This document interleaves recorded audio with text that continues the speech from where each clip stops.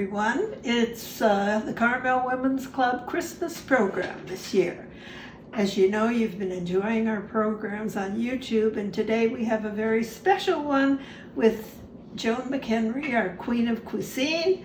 But today she's going to do a little bit of a more down-to-earth thing. It's Granola Day with Auntie Flo and Joan McHenry. Welcome to our kitchen today and to the new master chef, Flo Speck. Oh, I feel so professional. You Oh are. my You goodness. are. Look at that. Doesn't she look like she could just walk into any restaurant now and take charge? I need a toque. You know, I thought about that. All right, Flo, we're going to make granola today. Okay, and I know you've made it once before because you did a demo of it for one of our Women's Club fundraisers, right? Okay, so the first thing that you're going to want to do is to get about 4 cups of oatmeal. And this is the oats. I think I would use this one. That's a single cup and it might work really well. So will that do it, or I can get you one with a longer handle. Let's get you one with a little bit longer handle on it. Yeah, because we have everything you could need here. All right. We're going to put 4 cups of oats. I like just plain old Quaker oats, and Costco has the giant version of it, which for me works out quite well because I go through a lot of it. This is my favorite morning food. And the way I eat it in the morning is I put it with oatmeal that I've cooked, and I put this on as a topping. All right, she's got this ready. We have 4 cups in here. You can put up to 6 cups in there if you like, and it will work just fine. You don't have to do anything different. Can I trust you with this? Yes. All right. So here is your machete. And the next thing we're going to put in is raw pecans, which you get to chop up, okay? And with no fingers, just, there you go. Very good. And we'll just keep working on those. Usually we use about 2 cups of raw pecans. They're going to toast up that nice maple syrup and coconut oil on them, and they'll be just delicious. And incidentally, while she's chopping those up, I'm going to turn the oven on to 325. So we'll get it started at 325. Well, the 2 cups of pecans are beautifully chopped. You're an expert at this already. Let's put it in with the others. Oh, you're okay. I like these flexible mats because you can move things around quite easily and you don't end up wearing them all. Okay, and you can put it right there. Great. Let's add now a cup of pumpkin seeds. If you haven't noticed already, these are all really healthy ingredients. And so they're all things that are good for us and are going to keep us as healthy as possible. It even looks That's pretty. good. Stir them up really good. Very good. Yeah. You know, one of the fun things about the granola is you can actually season it yourself. So if you like more cinnamon than is in the recipe, or you like something very special, like I do, I love ground cloves. And so when I make the granola, I add all different kinds of things. And I've mentioned some of these on the recipe that you'll have. So we're going to need about 1.5 tablespoons of, this is a Vietnamese cinnamon. If you begin actually checking out different cinnamons, you'll find they're all quite, that's perfect, thank you. I think that'll be good. I think that's probably plenty, yeah, because we modified the recipe a bit. And we're going to use a teaspoon of ginger, This is powdered ginger.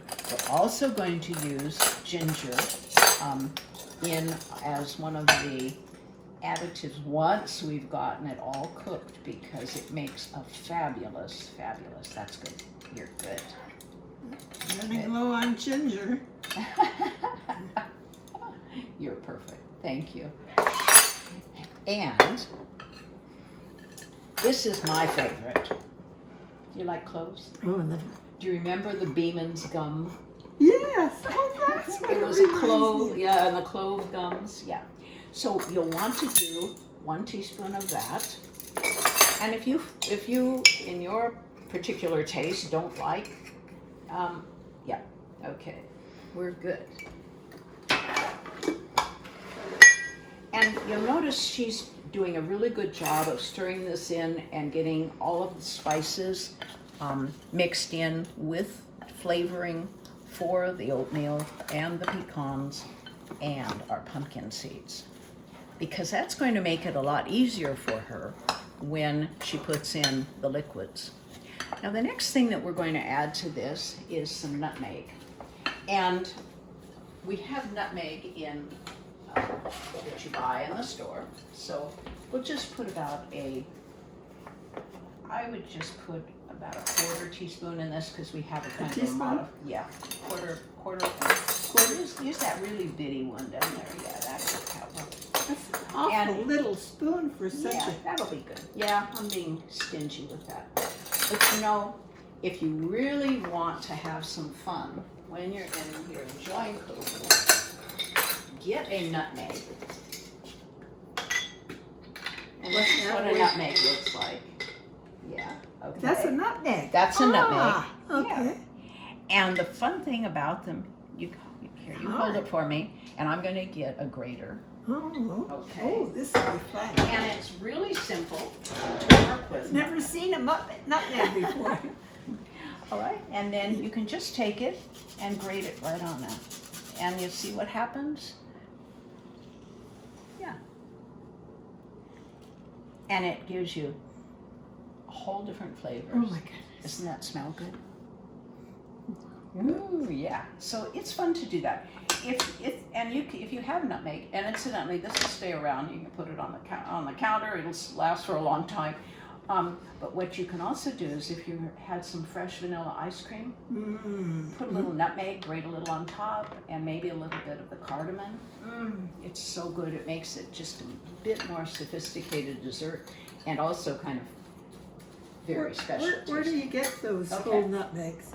Whole nutmegs? Oh, I think you can probably get them at Whole Foods or almost any of the places that have the bins. Okay. And if not, Amazon seems to have everything these days, as I've noticed. All right, we're going to put our liquids in now. You know, the liquids are pretty easy to use. In this case, we're going to use 1/3 cup of coconut oil. But in this case, since we've done a modified version, I'm going to suggest she use 2 tablespoons, maybe 3. Let's see how it goes. Now, you'll notice that coconut oil is kind of soft in terms of its consistency. If you warm it, it will become liquid. Let's see how that does. Yeah, you should be okay. Let's mix that in and see. It should be pretty good for us. And one of the other things is, get good coconut oil. This is Dr. Bronner's. It's called regenerative coconut oil, but the smell of it is absolutely wonderful. Did you check that? Oh my goodness. Isn't that yummy? That's what real coconut Yes, smells yes, like. it's wonderful. Good oils are really important, because you want fresh oils and ones that are really good. If you were to be making I'm going to move out of your way there. If you were going to be making your granola, and you had your maple syrup in the refrigerator, I'll just give you a cue on that one. Warm up the coconut oil first, a little bit that you're going to put in, and let it turn to a liquid and put it in. Otherwise, the cold maple syrup makes the coconut oil get really thick and it's hard to put into our Good point. mix here. Yeah. And you're going to put in, let's start with 3/4 of a cup there. Okay? Well, And careful, 'cause this is our maple syrup. In the main recipe, you'd probably use a full cup of it. But since we've modified that a bit, I think it'll just flow right out of there. Yeah. Okay? Shall I pour it? You tell me when. All right. Ooh, I love maple syrup. Let's start with that and see how we are. Yeah, I do too. Incidentally, the Kirkland maple syrup, I'll do an ad for Costco. This is probably the most reasonable maple syrup that you can find, and it is excellent quality. It's all 100% pure. It's not augmented with anything else, and I use it constantly. So this is a good investment piece. How's it doing? Looks good. Does it Smells look good. Smells good too, doesn't it? Yeah. Wait till you smell it cooking. That's my favorite thing. The whole house smells so good because of all the spices that it makes a big difference for us. But nothing matches how good it tastes. Flo's done an excellent job of mixing that up. It's going to be very tasty. We've now lined our baking pan with parchment paper. And you know, I like to do that because it means you don't have to clean everything later, which works well. And you might want to, if you have some nice fresh orange peel spice, to add just a little bit of that to your mix there because it adds another whole dimension of flavors to it. The other thing that I would do in this particular one is I think we'll add a little bit more of our oatmeal because you've got room for it there and it's going to make it even easier to work with. I think because thank you. It's just magic how these things appear. I love it. Okay. Can we add a little bit more? All right. When you get to this point, if you feel like you want to, expand it even more, you can do it easily just by adding it. She's going to mix it in and it's going to be very simple. And then she's going to put it on the baking sheet. Now this one looks like it may actually take 2 baking sheets, but we're going to start with 1 today, okay? And we will put it in the oven. We've already set the oven for 350 degrees, and we're going to roast it there for about 20 minutes at the 350. So I think you're good. Let's put it on the sheet here. Would you like me to hold it for you so it can scoop out? With that? Oh, you got it handled. Okay. Smells good. Oh, divine.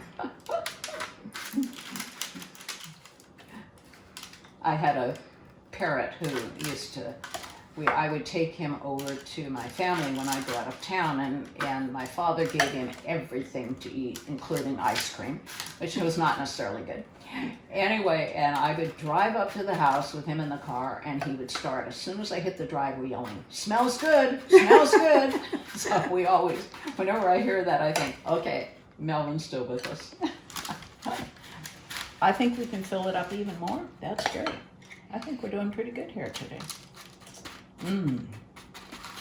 How thick should it And be? yeah, and you can, it doesn't have, it's usually about, what about 3/4 an inch thick is fine.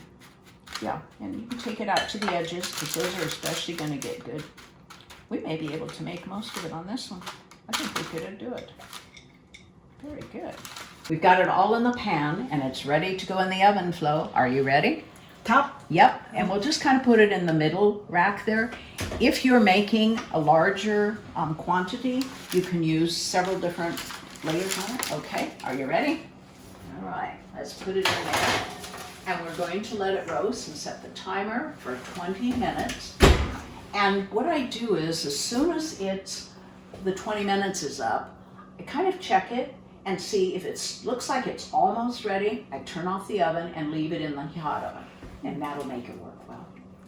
Well, I think it's been in the oven now for 20 minutes baking, and then we let it set in the oven for about another 20 minutes, so it should be done. Let's pull it out and see.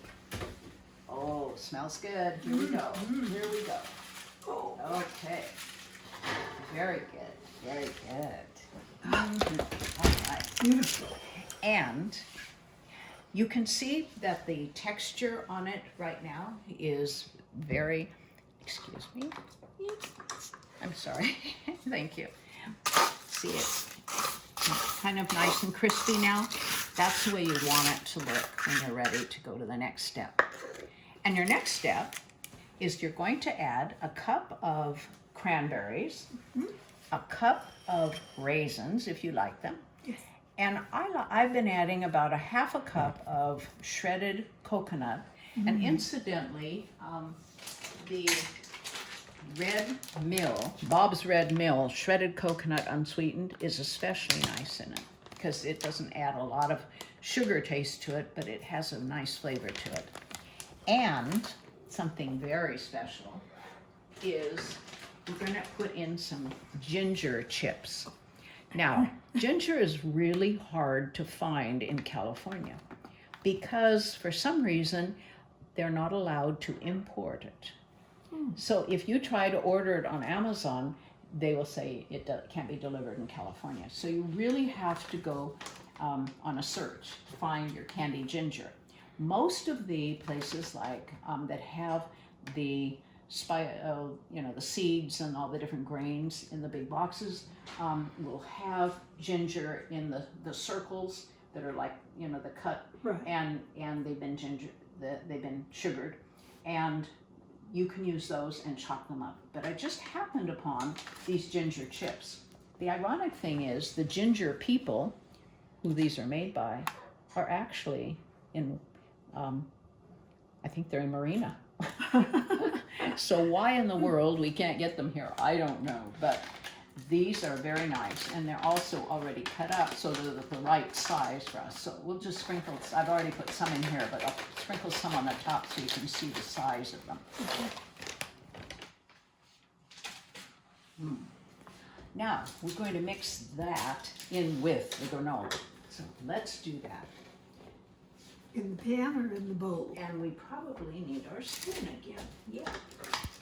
You can put the whole thing on top there, and I'm going to give you the spoon to stir it with. Here you go. That's going to be good. And mix it in, because this gives you all your good fruit in there and some extra special tastes that you will enjoy.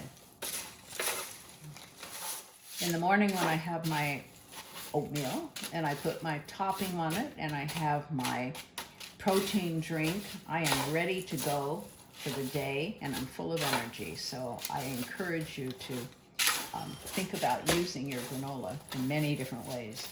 You can also put this on the top of some apples if you wanted to put some apples in the oven and bake them, and then put some granola on top when it's done.